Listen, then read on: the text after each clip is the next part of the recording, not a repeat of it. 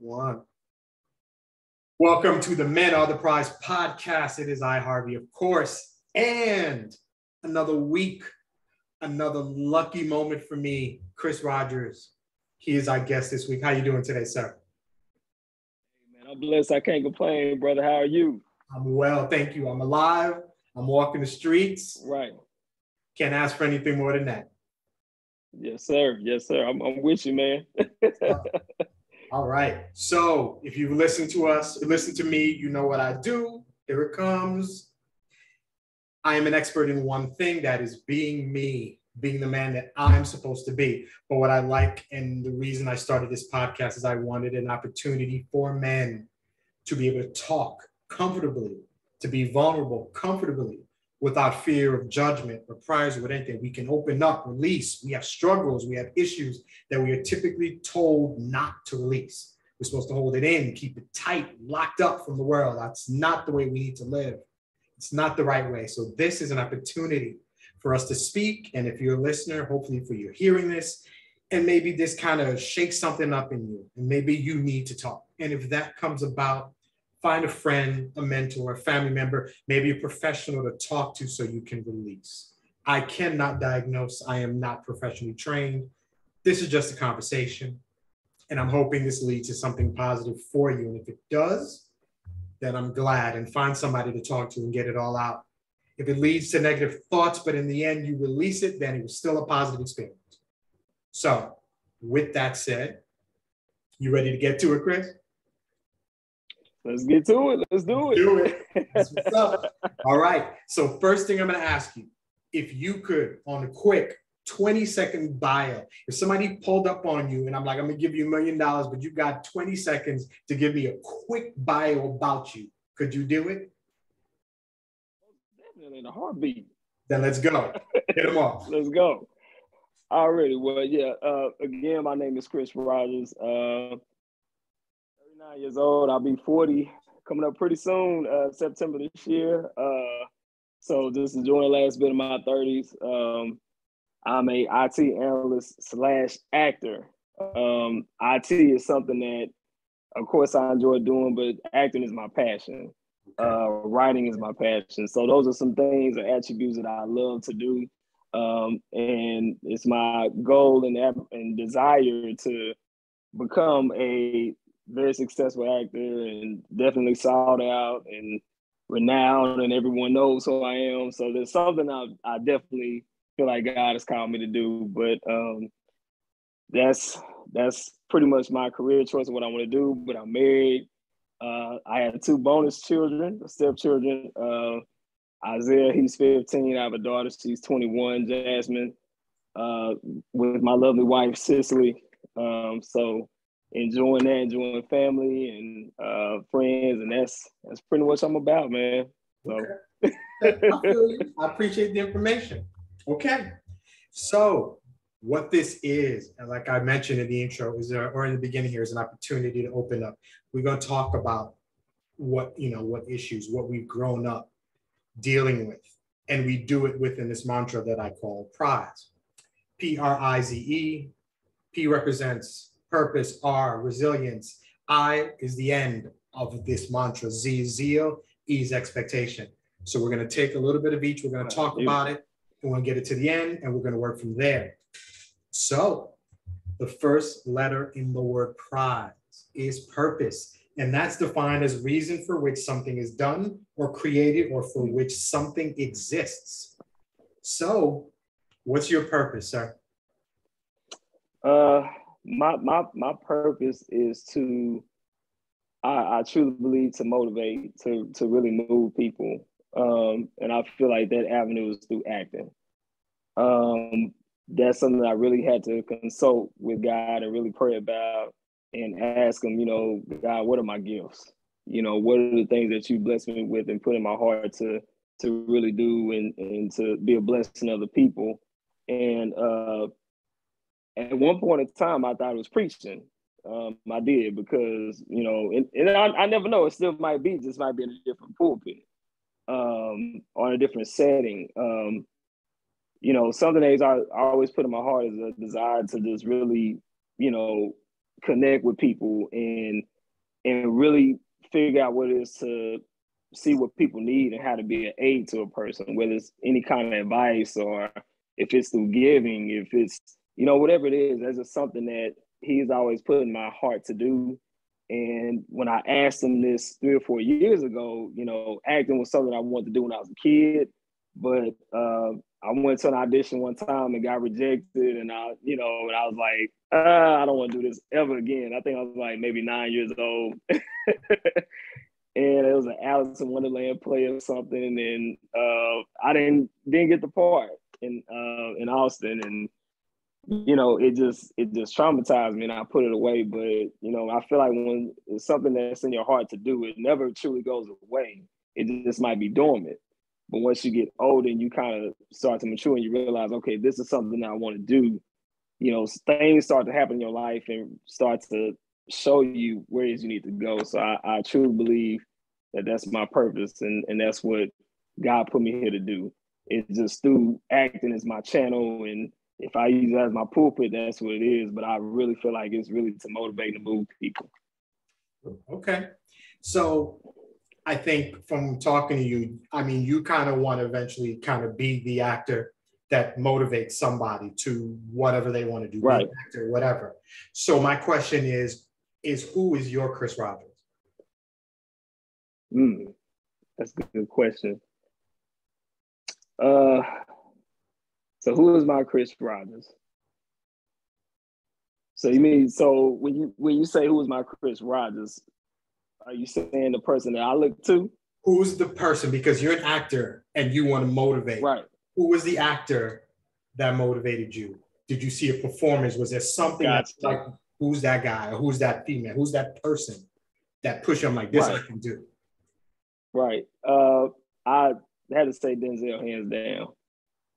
Denzel Washington. I mean, I think that's somebody that, when he plays a role, you feel that sense of presence, you feel that power, even the way he speaks, his lingo, the way that he carries himself, his presence, it just wants to make you be better than where you are from what you see. And of course, I don't know him on a personal level, but from the roles that he plays and even certain things that he said outside of acting have been just, thought-provoking. And it just makes you think of, wow, like, I can see this brother doing this and he's not, sagging his pants. He's not, cussing a million words. He's not, a thug. He's somebody that is like a model citizen, and it's somebody I can follow after, and walk in those footsteps, and hey, be a blessing to other people. And I see how he lifts up others and motivates others to be actors or just be whoever they desire to be. And I think that's powerful. So Denzel for sure. I mean, you look at Malcolm X, you look at, Glory, you look at movies like that where he was just very strong, I mean, you can't deny it.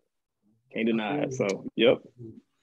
The movies you mentioned, because Denzel is he's the man in terms of actors, in terms of our age range. I'm older than you. I'm 47. But gotcha. In terms of the Black actors, he's very much that. And I kind of weave him into this podcast. The reason he's so good is because he plays parts well. For me, Malcolm, super strong brother. Basically had Black people on his shoulders. He was talking for us. Right. When you talk about Glory, there's the same kind of strength, but also maybe the most powerful moment in that movie is just that one tear dropping from his eye when he's getting whipped. And that's a man too. Strength, not weakness, but be able to handle it. He covers everything. He represents everything.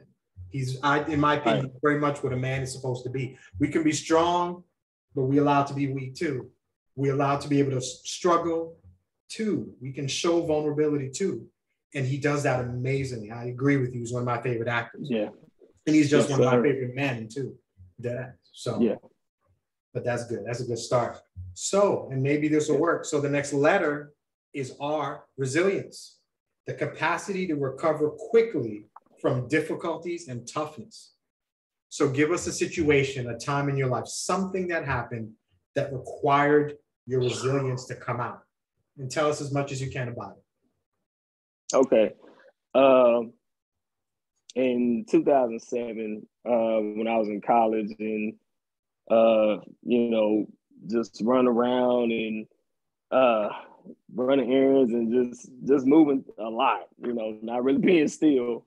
I was dating my ex at the time, and it was a long day. I was working and going to class, and it was just a long day. Right. And it was doing church week. We had what was called Tyler at the time.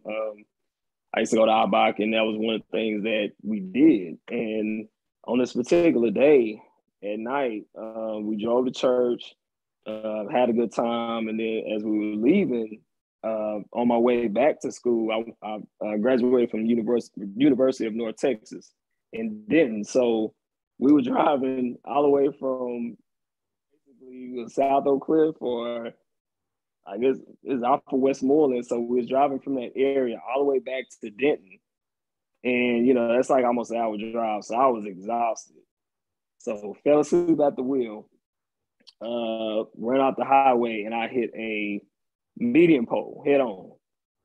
So it was a head on collision. I don't even remember hitting anything. Me and my ex at the time had to be care flighted to Parkland. And I had minor brain trauma.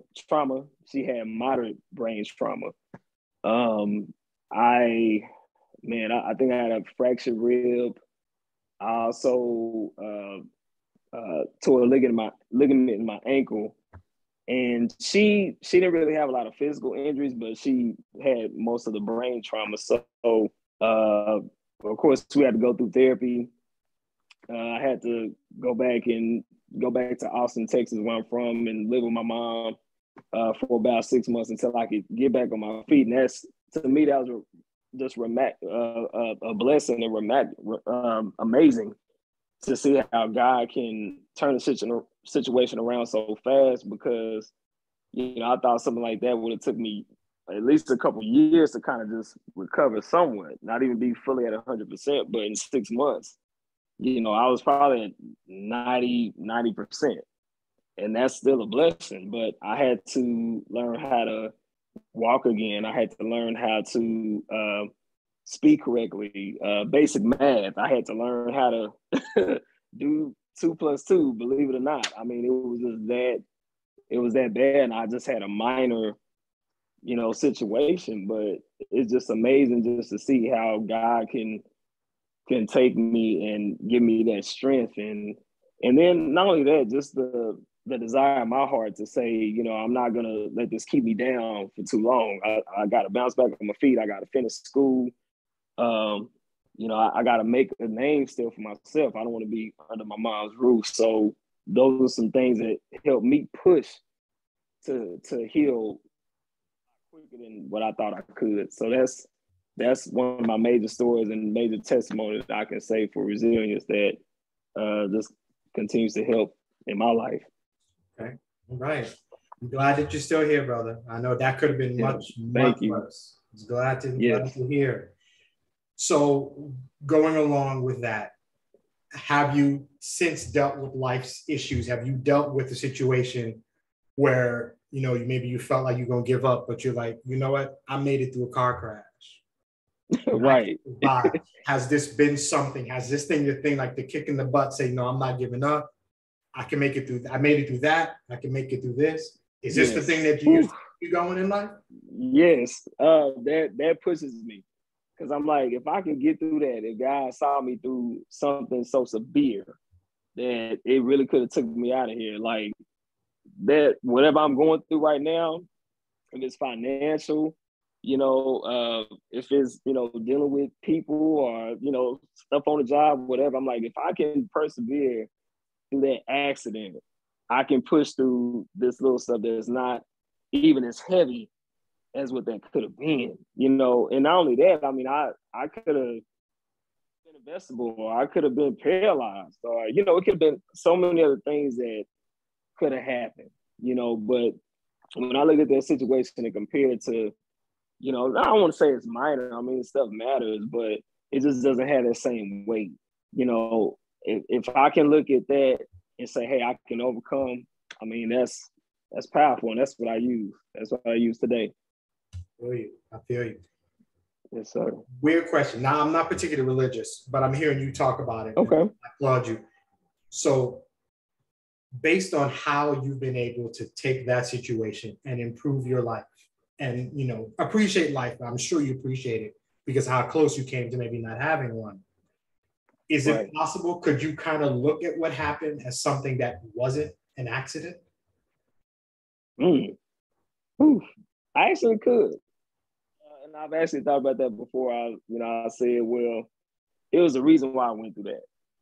It was a reason why God allowed that to kind of change the trajectory of how I thought about life. And even with school, just, it really showed me how to take things serious, add precedence on things that really matter. And, where am I really going in my life? What do I really want to be, in the next 10, 20 years? It just helped me start really thinking more so in the future. So I think at that time, you get so caught up with different things. And, at that time I was caught up with my ex and I was like, worried about always catering to her instead of understanding, I have purpose too. There's things that Chris needs to take care of too and focus on myself as well. And it really just kind of helped me get a lot of things aligned in perspective in my mindset. So if I wouldn't have went through that, there's no telling, what would have happened with college, or my desires or with, my ex, I don't know. I mean, it could have been a lot of things that could have happened totally different than where I'm at now. So I'm thankful to God that he allowed that to happen to really change the course of my life. And, it was a bad situation. It was messy, but something beautiful came about it that I have a testimony. I have a wonderful life. So it's awesome. That's good. That's good to hear, man. Yes, I know you appreciate every day that you can kind of open your eyes and see the sun or see the rain or see whatever, because you're still here, and that's beautiful. That's it. That's it. So I skipped the I till the end, and we're still spelling the word prize. The next letter is Z. The word is zeal. It's my favorite letter in this word. It's defined as enthusiastic devotion. Simply put, what is it that you are enthusiastically devoted to? What gets you going? What's the thing that just burns, lights the fire in your soul? Well, I mean, definitely when I watch movies and there's something that's very striking that just kind of motivates me to moves me to create or be creative, being that creative light.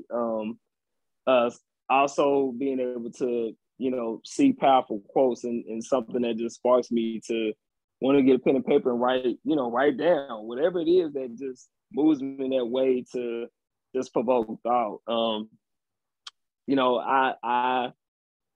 love to see positive energy, positive vibes. I like being around positive people that can really deposit into me and help me make, sound decisions. So even being around just positive energy is just something that just provokes me.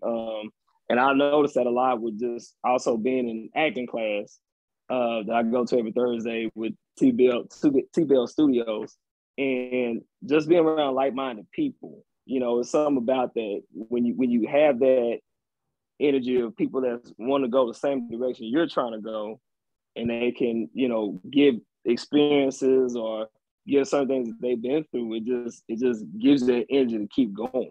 Even when you feel like, okay, what am I doing? Is this really worth it? Is this really helping me get to where I need to be? I don't know. But then when somebody talks about some of the struggles that they've been through and how they overcame and the successes of where they're going with acting, it's like it just motivates me. So that's something that just really drives me. And helps keeps me on my toes. Yes, sir. Okay. So you mentioned, pen to paper. So you like to write, whatever. Yes. How do you express that? What kind of writer are you? Are we film, we TV scripts, are we poet? How do we express ourselves? I say more so poet. I haven't tapped into the I guess the film mix yet, but I never know. That might be an avenue that just touches me or moves me to go into that direction. But I love poetry. Okay. I love just the flow and the rhythm of putting those words together, making it rhyme, and how the wordplay is just fun to hear it or to mix that up, and that's something that excites me and gets me going. So I definitely say poet. Okay, I got you. All right. So we get to the last letter in the word prize. In the spelling of it, it is E, and the word is expectation, a strong belief that something will happen or be the case in the future. So we kind of talked about your past. Let's talk about your future. What do you expect from yourself? Where do you expect to be in 1 year, in 5 years, and in 10 years? Wow. That's a good question. I would say in 1 year, I wanted to be in doing something big with acting, whether it's, film, whether it's a show, something like that. And that's, heavily syndicated. It's, on popular sites, whether it's Netflix or, Tubi or Hulu, something like that. I want to be doing that in a year. 5 years, I pray to be doing a major motion picture. And in 10 years, I hope to be winning an Oscar or something for doing what I do. So that's really my goal, and that's my passion. Like I tell my wife all the time, of course, I'm not in a rush for things to be where they are, but I always feel like God has a plan, and he always orders my steps. So there's something that, I have to see or do it first or go through in order for me to get to that next step. And I just know that from the things I've been through in my past and what he continually does in my life. So, I don't want to rush the process. Okay. A lot of time, whatever that process is, that's what I have to go through in order to get me to where I need to be. I don't want to skip a step. I want to go step by step and where Chris has to go. So, but that's why I see myself, and prayerfully, hopefully, those dreams will be accomplished. So, okay, all right, excellent. Yep. So we covered the 4 letters, the major letters in there. The final letter, as I do this mantra, is I. For me, the I is what actually represents you. So the prize, the purpose, the resilience, the zeal, the expectation, all these little characteristics that we put together, and we get this man. But I really feel like the I is this. When we take off the titles, the shackles, all the extra, when I take away you being a father or a stepfather, a husband, an employee, a brother, a best friend, all of that stuff, when all of that stuff is put away and it is you at your core, when you're not for anybody else, when you're just for you, who are you? Wow. And I would say somebody that's humble, somebody that's overcomer, somebody that, even though it's strong, definitely has weak moments. Definitely sometimes goes back to that kid in Austin and is scared, is afraid.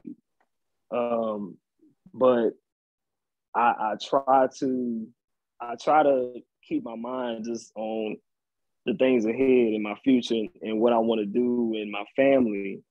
And, of course, sometimes, I got to pick up my cape and I want to go and be Superman. But reality, I'm Clark Kent. I'm Clark Kent every day. And, I mess up, I make mistakes. I'm not perfect. Sometimes I forget a million things in a minute because I'm doing so much at one time, trying to be everywhere for the family or, running errands or going here for acting class or doing this at work, this and that. But, at the end of the day, I'm still human. I'm still vulnerable just like any other man. And you know, sometimes, you want to cry. Sometimes you want to scream because it's like, how am I going to figure this out? I don't know. I don't know how to be the best, stepfather sometimes because I don't know what to say in certain situations. And then, my wife might be like, well, why'd you tell him that? Or why'd you, want to go that route? And I'm just like, oh man. So, or sometimes, I might feel like it's not good enough, but I think it's just the man in me to always want to make things right. I always want to make it, perfect or make it the best it can be. But, I'm just a man. So, I got to remember, I got to, trust in God through my faith that, he'll make all things possible, but I have to trust him. So at the end of the day, man, I think that's me. I really believe that's me. I mean, I'm definitely a caring person. I'm loving, I'm giving, but yeah, I have my, vulnerable moments as well. So most definitely. That's what's up. As long as, you're loving, you're caring, you're giving, but you give that stuff to yourself. You love yourself. You give to yourself. Yes, definitely. You care for yourself. So it's obvious that, life has a way of just throwing something at us that forces you to change how you think and how you see things. And that's why I think resilience is so important. How do you deal with it? We don't give up. A hard right turn with that accident or not accident. And all of a sudden, now, after a little bit of time, now you can really see where you're supposed to be. So I thank you for telling us about that. Now, what I do with this, P.R.I.Z.E we covered, we covered. Here's the last 3 questions, because I have 3 for you. First, what are you afraid of that you cannot control?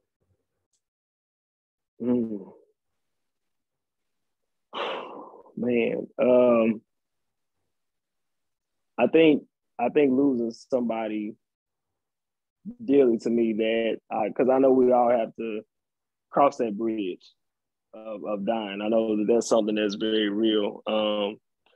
But and even though I know that 100%, even with my family or my wife, for instance, I mean, I know that faith lies with him, but that's something that's still scary. That's something that still just kind of gets me sometimes. I'm like, even with myself, like, Lord, we got to be ready. You know what I mean? I think that, and then just I don't know. I mean, sometimes it's been a situation to feel like I can't do anything. So just the fear of knowing I can't control it. Whatever that is, whatever that you know what I mean. Whatever that situation that comes about, it's like, well, what if I can't be there to save my wife or save my kid or what if I can't, provide and, pay these bills or make sure this is taken care of? Like, what if I can't do that? And I think that's something that just scares me. And I know some of it, some stuff we possibly can, but some stuff we can't. We can't control what life, throws at us. Right. And, that's something that, I definitely pray about daily. And I try to, just stay positive. But, in the back of our minds, it's even been this pandemic and with COVID and just so many things happening. Ukraine is war. It's just like, we can't control any of it, but we gotta trust God to know that we're gonna be okay. And that's something that just keeps me going.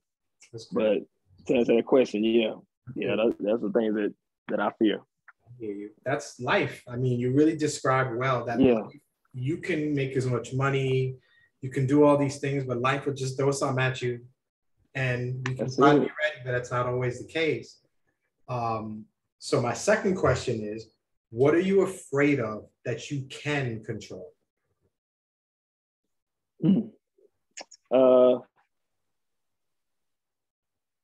I would definitely say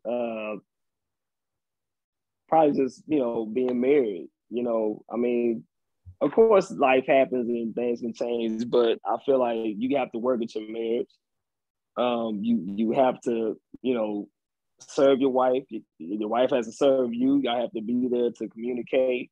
And there's certain things that, you have to make sure that you're constantly on to sustain that relationship and what you have. But, if you don't do those things, if you don't communicate, if you're not intimate, if you're not really getting to know each other every time and all the time, then, something can fall at the wayside. And that's when things can go a different direction. So there's something that definitely lingers at times, but, I know I'm a great husband. I know my wife is awesome, but, sometimes fear can set in, and make you think that, okay, well, if I don't do this, could this happen? So I've always try to, again, just, keep that stuff away and pray that stuff out for me, and, continue to be loving to my wife and continue to serve her. And that's something that just dissipates after a while. But sometimes you have that fear that, anything can happen like that. So that's true. It is. It's real. That's some deep words, brother. I appreciate that again. So thank you for answering the questions in the mantra and prize. I appreciate it. I appreciate the questions. Here's my last question. Mm-hmm. And you may even have now, just to kind of let you know, I'm a stepfather like you. 4 kids. I'm a stay-at-home dad. 1 son, 3 daughters. So, wow. Up in here. Right, you feel me there. Yes, I know exactly. Yes, man. 2 bonus kids, just like you. I feel you. I know exactly. And what I'm getting at is that my first child, which is my wife's son, is a 17-year-old boy. I don't know if you have any sons, but here's my question: what would you say to a boy, you never met him, but he comes to you and he needs some advice about growing up? What advice would you give to a young boy growing up in this world? What do you tell him? First thing I would tell him, is try to find someone you can trust, an elder, or, some type of, I don't really want to say mentor, because I don't know, I just feel like mentor kind of gets thrown around the wrong way sometimes, as far as, somebody that always has to constantly be at your beck and call, because sometimes it's not like that, and that's just a reality.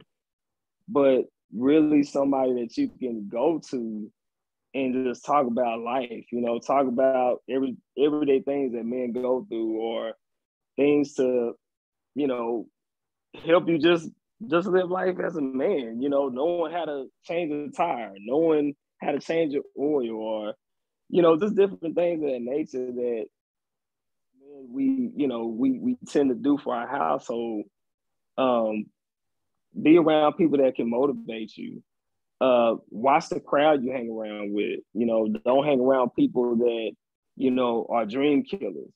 If there's something that you want to do, if there's, if you want to act, or if you want to dance, it might be that you want to be in ballet or something like that. I mean, don't let that hinder what you want to do. And some people might think that's, feminine or whatever the case may be, but art is art. Right. So as long as you know who you are, I feel like that's what matters. And I think with me, just from people I was around, or, things that I let get inside, I let that kill a lot of what I wanted to do and how I wanted to live. So that's something I would definitely tell them. And, also, learn money, learn it now, while you're still young, understand what it means to save money, understand how credit works. Right. And, don't get all these credit cards once you get in college, because that's a bad move. Once you turn 18, you want to get all this stuff and get into debt, like, don't do it. So, I mean, I would just have a list of stuff, whatever he wanted to know, I would tell him. But, definitely, like, being around positive people and getting an elder, somebody that can really point to you and that you can trust, somebody that's not gonna hurt you or leave you out there, if you do need that support. So that's something I would definitely want to give to a young man that just came to me. Oh, that's good. That's good advice, and that's good. That's good to hear. Okay, so thank you so much for being open and talking about your life and everything that you dealt with and what you hold. If anybody wants to talk to you, find you, social media, website, whatever, where can they find you? Where are you, sir? I'm on Instagram. I have 2 pages. I have one page for my poetry, and that's I Am Poetic C. So that's IAMPOETICCEE.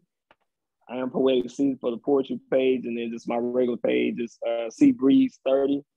So C.P.R.I.Z.E 30. And then I'm also on Facebook, just under Chris Rogers, and you can look me up that way. Okay. Thank you so much.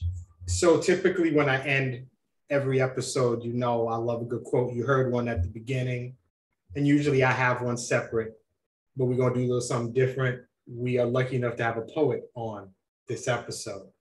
So I'm going to bid you adieu. I'm going to say thank you for listening to Men Are the Prize podcast, where your inner monologue is revealed.